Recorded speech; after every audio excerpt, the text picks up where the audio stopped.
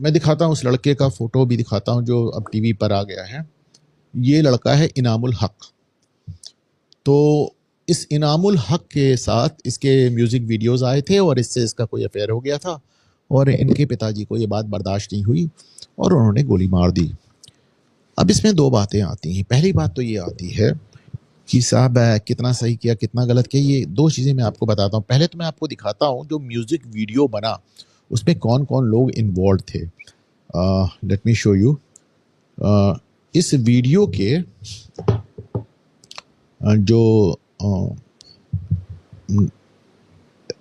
इसका हाँ, देखें, ये देखें कि इस वीडियो के में जो कंपनी थी उसका नाम था अनश खान फ़िल्म्स और सिंगर इसमें इनाम थे।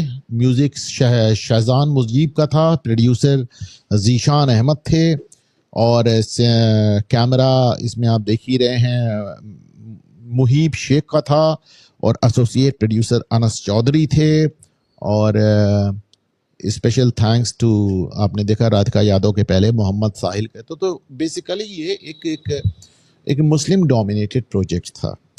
तो अब इसमें तमाम चीज़ें ही आ रही हैं कि साहब producer, director, singer, cameraman, company, सब कुछ यहाँ मुस्लिम थे। तो वहाँ लड़की सिर्फ एक थी पूरे वीडियो में और वो हिंदू थी। तो तमाम लोगों का कहना है कि ये एक अलग तरह का, मैं बोल के लव जिहाद का ही एक फॉर्म है जहाँ पे लड़कियों को हमेशा हिंदू लिया जाता है और बाकी लोग मुस्लिम होते हैं। कुछ लोगों को ये भी कहना है कि पिताजी ने मार दिया, वरना वो आगे चल के वो हक मार देता, वो लड़का मार देता। तो कोई कह रहा है सूटकेस से निकलती, कोई कह रहा है अगर जिंदा भी रहती तो उसकी ज़िंदगी बहुत टफ हो जाती है। एक मुस्लिम फैमिली में जाके लोग अलग अलग किस्म की बात कर रहे हैं। देखिए, जहाँ तक मेरा सवाल है, मेरी समझ के बाहर है कि कोई अपने बच्चे को कैसे मार सकता है। मैं इस बात से बिल्कुल भी सहमत नहीं हूँ। और बहुत पहले मेरे मुस्लिम दोस्त हुआ करते थे तो मैं उनसे एक बात कहता था। वो कहते थे ये हिंदू मुस्लिम जो हो रहा है उसका क्या? तुम कहे भाई, जो सबसे बड़ी मुझको डर लगता है, और आज ही उन्होंने मुझे याद भी दिलाया, उन्होंने ही कॉल्ड मी, उन्होंने मुझे कॉल करके याद दिलाया कि अनुपम आप कहते थे, आपको याद होगा, ये 10-12 साल पुरानी बात हो गई। तो मैंने उनसे कहा था कि जो हिंदू मुस्लिम हो रहा है उसका सबसे ज़्यादा डर मुझको इस बात का है। एक अंग्रेजी में कहावत कि when you stare at the एबिस, the एबिस stairs back at you.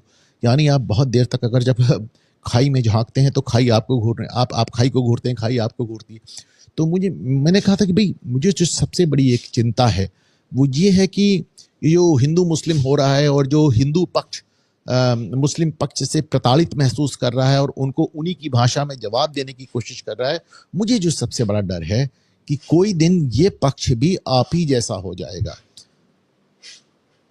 मतलब ये भी आप ही की तरह सोचने लगेगा, ये भी आप ही की तरह कार्रवाई करने लगेगा।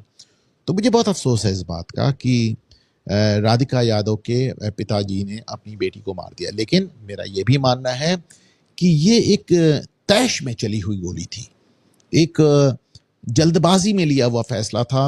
हो सकता है बेटी ने कुछ ऐसी बात कह दी हो कि पिता को इतना, क्योंकि 3 दिन से विवाद हो रहा था, कि पिता को इतना गुस्सा आ गया, क्योंकि ये सोचा समझा फैसला नहीं था। सोचा समझा फैसला होता तो इतना पैसे वाला आदमी था, वो इनामुल हक को मारता, वो अपनी बेटी को नहीं मारता।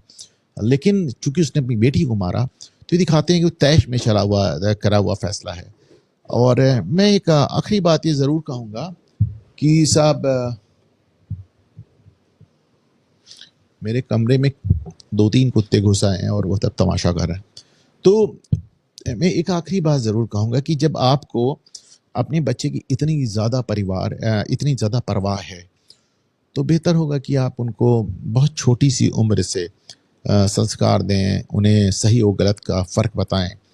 क्योंकि अब देखिए, तमाम मुस्लिम लड़कियों को सामने आती हैं और सोशल मीडिया पे सामने आती हैं और वो कहती हैं कि मुस्लिम परिवेश में हमारा गुजारा नहीं हो पाएगा, हम बुर्का पहन के नहीं रह पाएंगे, हम इतने कट्टरपंथ में नहीं रह पाएंगे, हम स्कूल गए, हम कॉलेज गए, हम यूनिवर्सिटी गए, हमसे नहीं हो पा रहा है। तो जाहिर सी बात है, एक हिंदू लड़की जाके एक मुस्लिम माहौल में कैसे रहेगी? और परिवार का चिंता करना बहुत जायज़ है, लेकिन वही फिर शुरुआत से चिंता कीजिए।